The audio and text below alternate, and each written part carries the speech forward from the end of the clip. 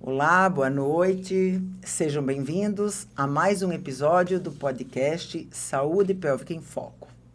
E hoje, como sempre, mais um convidado especialíssimo aqui, parceiro da Clínica Bienetre, da Fisioterapia Pélvica, para a gente dar continuidade a um assunto que já foi feito anteriormente, um podcast com uma grande médica, a doutora Gabi, que eu costumo dizer que ele rende podcasts de 24 horas. Então, provavelmente a gente vai ter sempre um podcast sobre esse assunto, porque nós vamos falar hoje sobre o bicho-papão das mulheres. Meu convidado especial é Dr. Evandro Vanti, ginecologista e obstetra, pós-graduado em endocrinologia, especialista no bicho-papão, em menopausa e reposição hormonal, saúde integrativa da mulher. Seja bem-vindo, doutor Evandro. É muito bom tê-lo aqui conosco. Já gostaria de agradecer a sua parceria, a sua fidelidade, né, com a equipe multidisciplinar, que é a fisioterapia pélvica. Seja bem-vindo. Hoje você está aqui para mostrar para as nossas espectadoras, né, para as mulheres, que a menopausa ela já foi um grande bicho-papão, mas a gente consegue, né, de alguma forma, melhorando essa visão, né, e esses sintomas da menopausa. É isso. Obrigado, Rúbia, pelo convite, né? Eu fico bastante feliz, assim, de ter esse espaço para poder divulgar o nosso trabalho, que é tão importante, né? A gente acha tão importante e é um assunto realmente vasto e que renderia muitas horas de conversa, mas a gente vai tentar abordar os temas aí de uma forma simples, descontraída, né, sendo bastante otimistas como a gente é em relação aos tratamentos, às possibilidades de melhora, né? Exatamente, Então, e mostrar assim, para as mulheres que hoje, né, já não é mais, a menopausa já não precisa mais assustar tanto, né? A gente como, eu também, né, já estou naquela fase, começando ali no climatério, e a gente consegue, sim, reverter esses sintomas. A gente vai falar sobre indicação, contraindicação. Então, assim, eu farei as perguntas e, assim, é muita honra ouvir uma pessoa, um cara que sabe, para informar realmente as mulheres, né, sobre esse assunto tão temido por todas. Então, vou começar, né, com uma pergunta. Eu gostaria que você falasse para mim. A menopausa, ela pode ser considerada um fim ou um recomeço?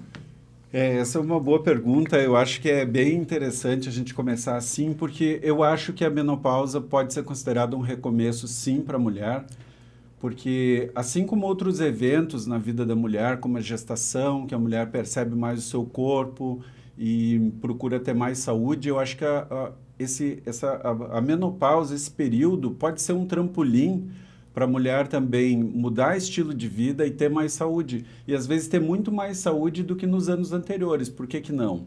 Eu sempre desafio isso, né? As pacientes estão comigo, eu sempre desafio. Vamos ter mais saúde. Serve para mim, tá? Isso serve para mim. Para todos nós, para todos nós.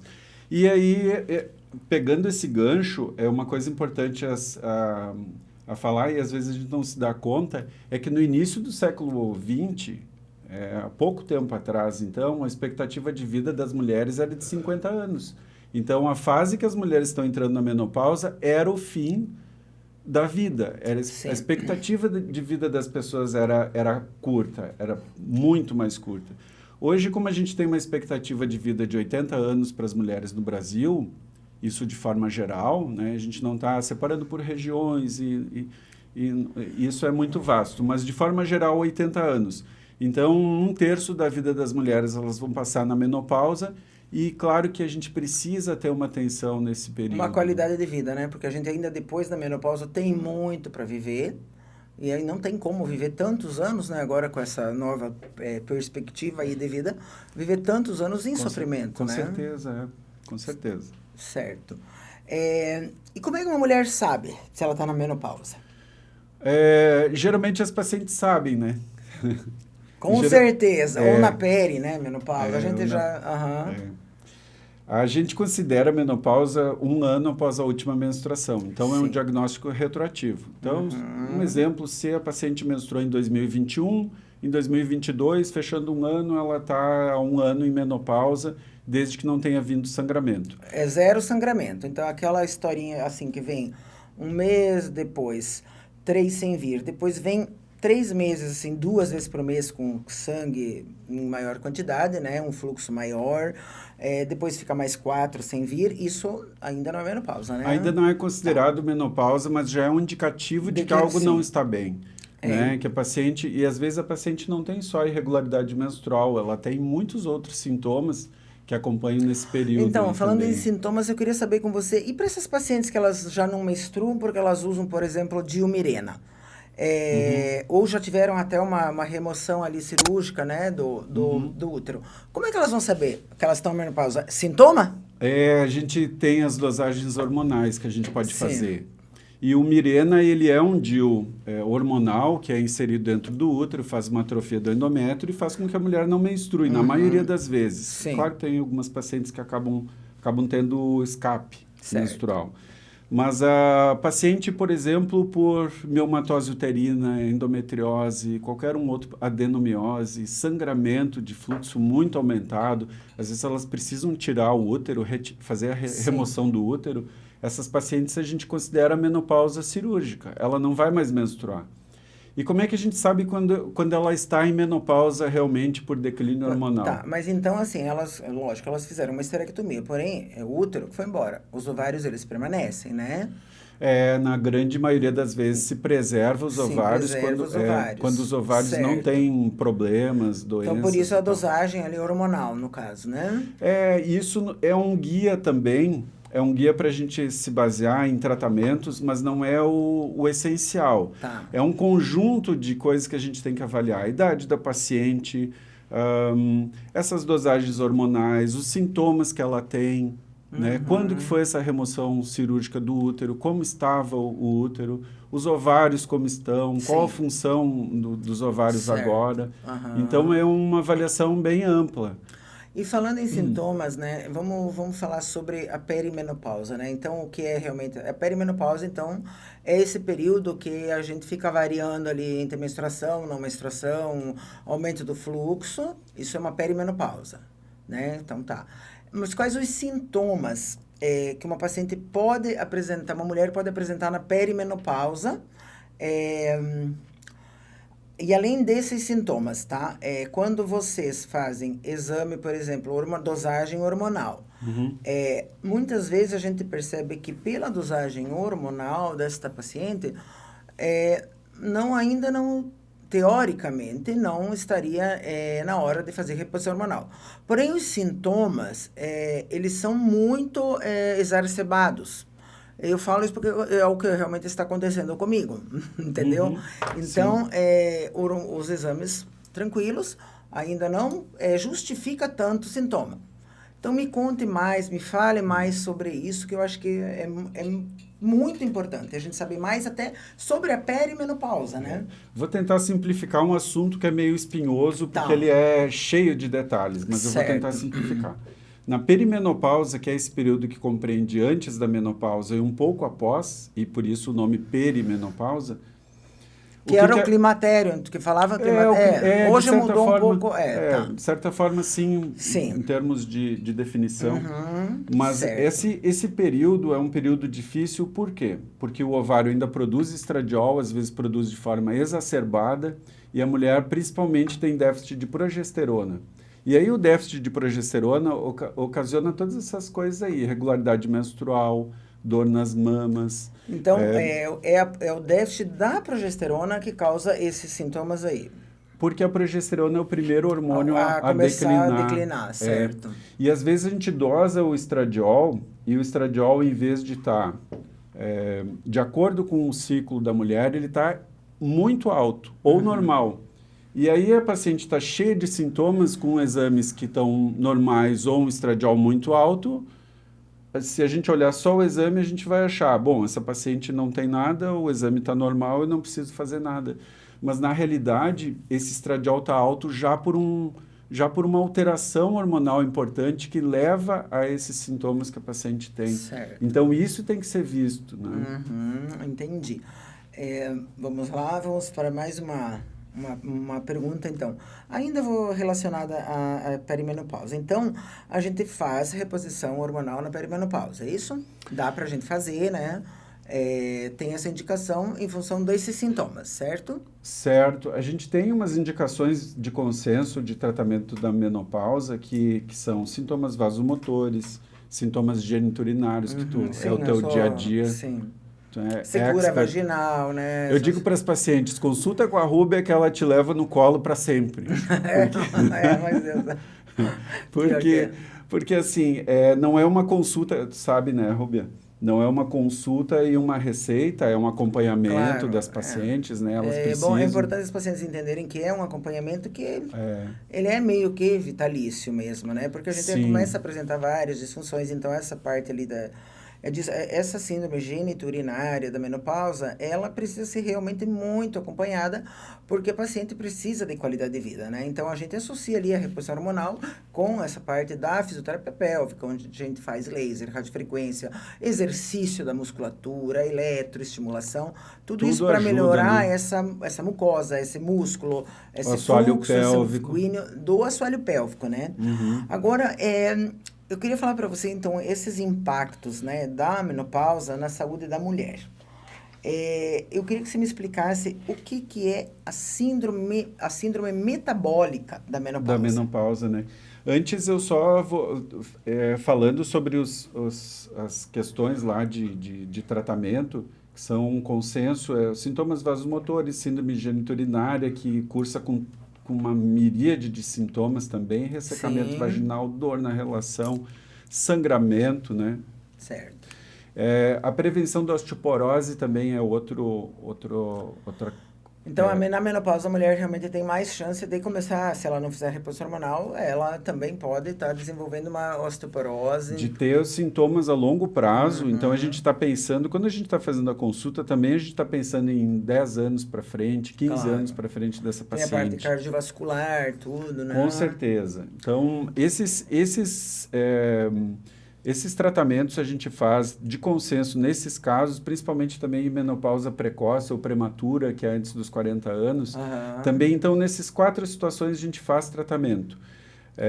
E aí prevenindo a síndrome metabólica da menopausa, que é tão importante e que é uma pandemia, na realidade, também, né? Hoje a gente vê pacientes, assim,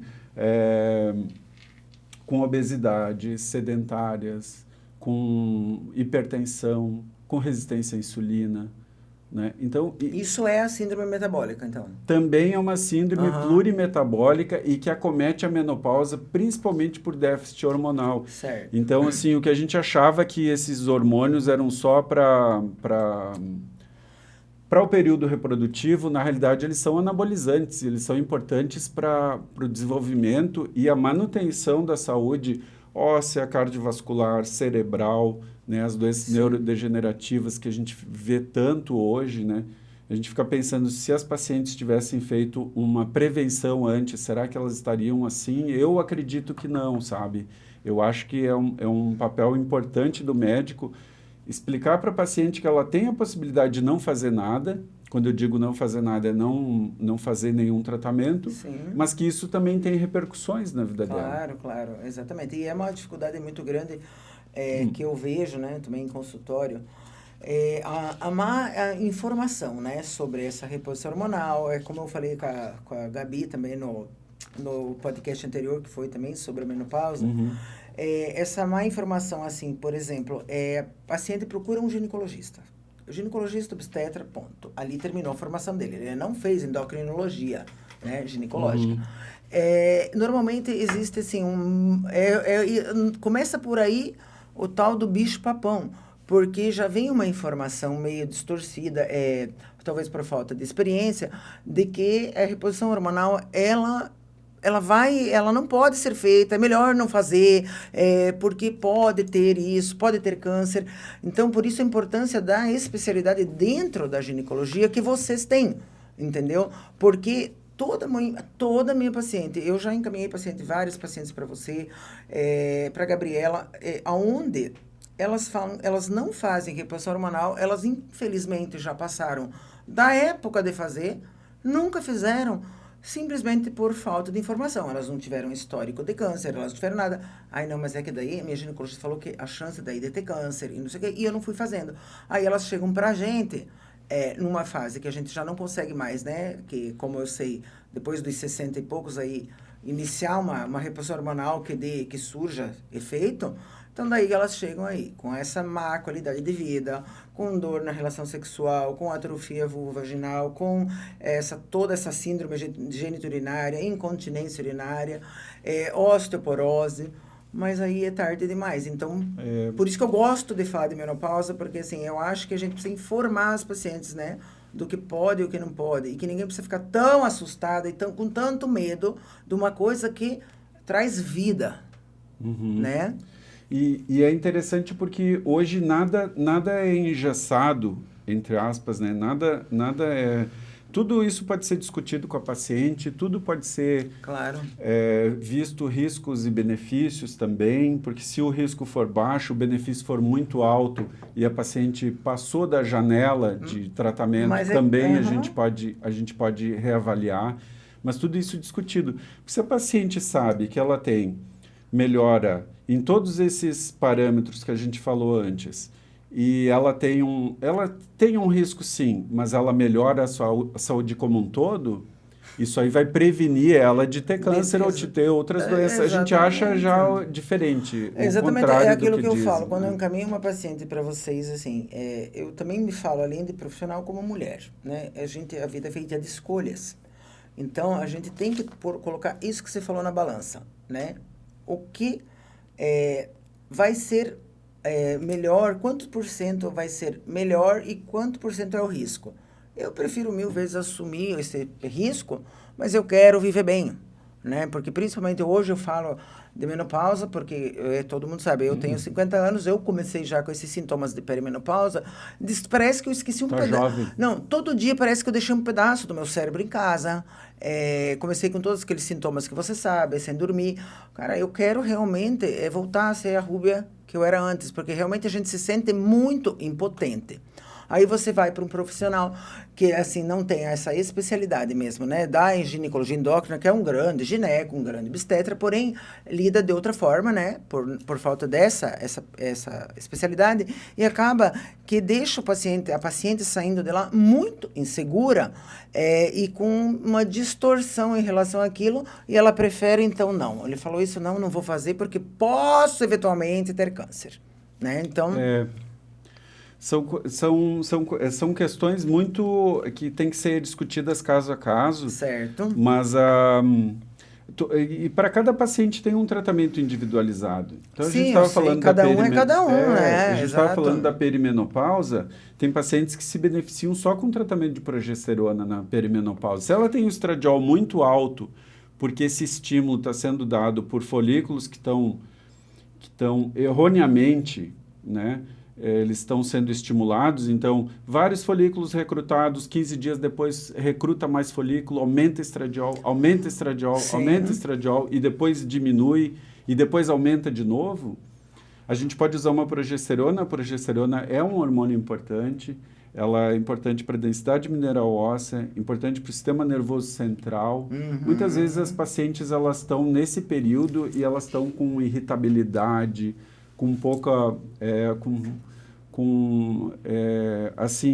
eventos estressores que antes elas conseguiam lidar, elas não conseguem mais. É porque eu falo, por isso que eu falo, a gente, é um bicho-papão, a gente consegue enxergar as coisas que a gente enxergava antes, com sabedoria, com serenidade, meu Deus, aquilo se transforma num problemão gigante, daí você acha, meu Deus, eu tô com depressão, eu tô com um problema, aí você vai ver e você tá... Na perimenopausa. E para uma paciente que às vezes o tratamento é só progesterona, de segunda fase do ciclo, para outra pode ser estradiol com progesterona, para outra pode ser com varia, testosterona. Exatamente. Varia, não é varia receita de bolo, né? Como a fisioterapia Não. pélvica, não é para todo mundo que eu Não. faço um protocolo. A gente tem realmente essa variação aí de paciente para paciente. Agora, quais são esses exames que são mais importantes para avaliar essa saúde hormonal da mulher, Evandro?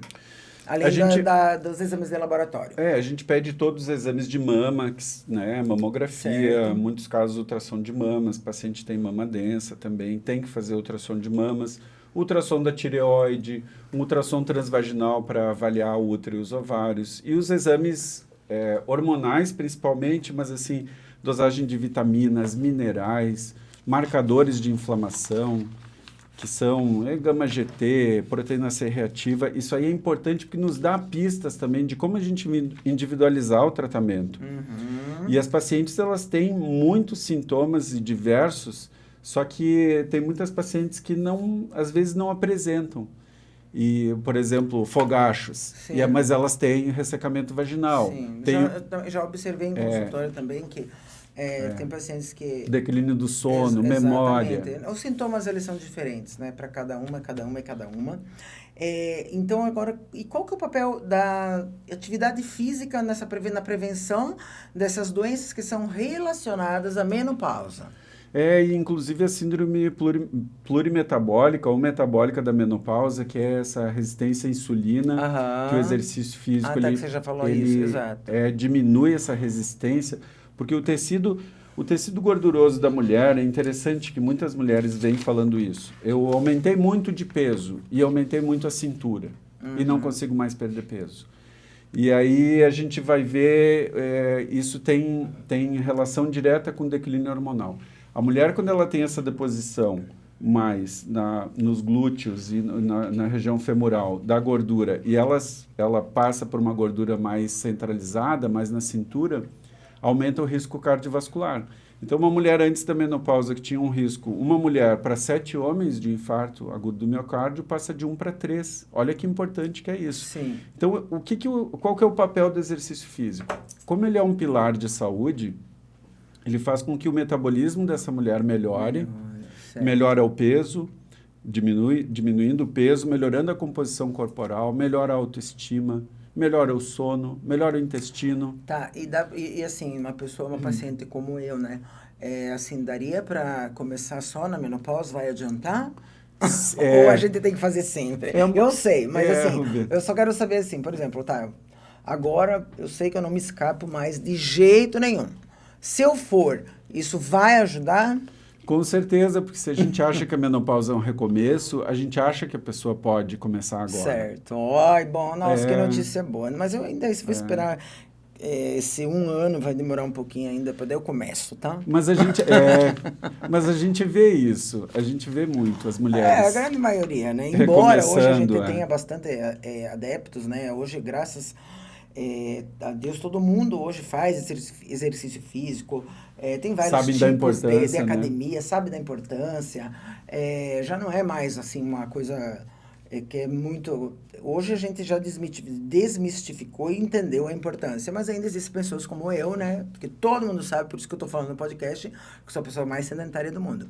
Mas, assim, mais um especialista aqui em endometriose me dizendo que se eu começar daqui a pouco, assim, quando realmente der 1 ano, ainda eu vou conseguir melhorar, né? Claro, então, claro que pronto. Sim. Agora eu quero falar com você sobre um assunto que você faz muito bem, né? Aliás, eu conheci bastante sobre isso conhecendo você. Até confesso que eu não tinha ainda ouvido falar muito nessas terapias injetáveis.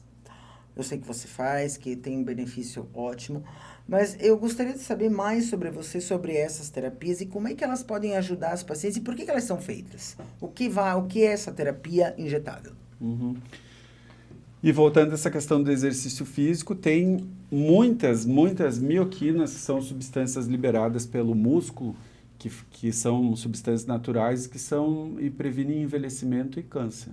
Também são questões importantes. Certo. Além disso, a musculatura esquelética, como ela se apoia no osso, através dos tendões, né, e por isso musculatura esquelética, ela também faz o osso ficar mais forte. Então, olha que importante é isso, né? A gente precisa falar sobre isso, porque isso precisaria sair da receita do médico, o exercício físico também. Sim. É uma coisa que é importante. Falando das terapias injetáveis, elas são importantes porque ajudam muitas pacientes. Como o metabolismo dos estrogênios, ele depende do fígado, do intestino e dos rins, a gente precisa detoxificar o organismo para que a pessoa, a mulher, nessa fase, ela tenha o melhor aproveitamento dos hormônios e que eles não vão por uma via que não seja boa. Certo. Porque existe um risco da reposição hormonal? Existe.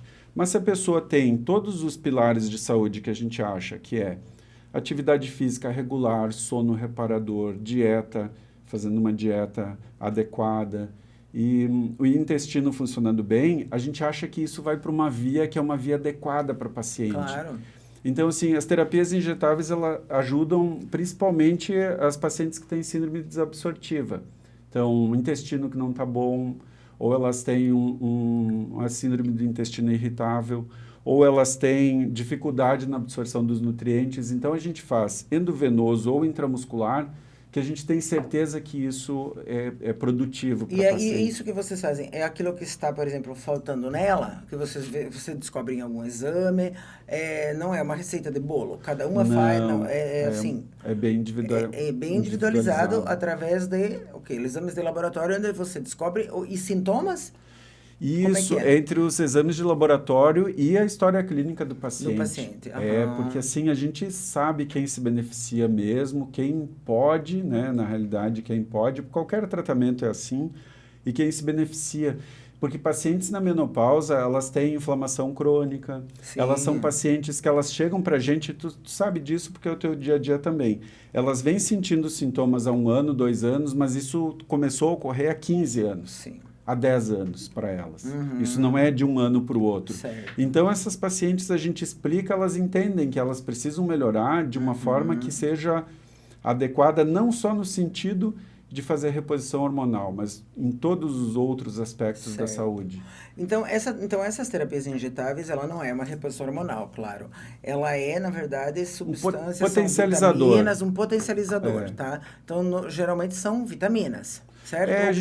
A gente faz antioxidantes muito, ácido folipoico, coenzima Q10, PQQ, vitaminas do complexo B, pool de aminoácidos, e assim as pacientes sentem muito bem. Claro que a gente não foca só nisto, porque eu acho que também não o principal mesmo é o tratamento de reposição hormonal, mas também a gente não acha que seja para todas. Mas às vezes, complemento essencial, então, né? É um complemento muito importante, eu acho, sim. Bom, eu tenho ainda muitas perguntas, né, doutor Evandro, para fazer para você. Como eu falei, o podcast da Menopausa rende, porém, como a gente sabe que as pessoas, ninguém vê um podcast maior do que meia hora, né? Então, eu quero falar no próximo. Eu gostaria de estar te convidando para na próxima quinta-feira. Você, novamente, se você puder estar presente, para a gente dar continuidade e falar mais um pouco sobre essa menopausa, assunto sem fim. Daí depois eu te convido para a próxima, porque assim, é muita coisa. Você pode estar aqui? Claro, aceito com prazer, vai ser ótimo, sim, Rubia. Então, olha, muito obrigada. Olha, já foi super informativa. O próximo vai ser mais ainda. Eu tenho ainda muitas perguntas para te fazer como mulher e como profissional, tá? Porque aqui eu também, eu tô como profissional, mas eu também tô como mulher, porque esse podcast é informativo para todas as mulheres, né? Então, eu, como mulher, ainda quero te fazer um monte de pergunta que eu sei que as perguntas das mulheres na menopausa. Muito obrigada. Te espero, então, na próxima quinta. Agradeço. Foi ótimo e foi um prazer estar com você de novo aqui. Agradeço também. Muito obrigada. Obrigado. Boa noite.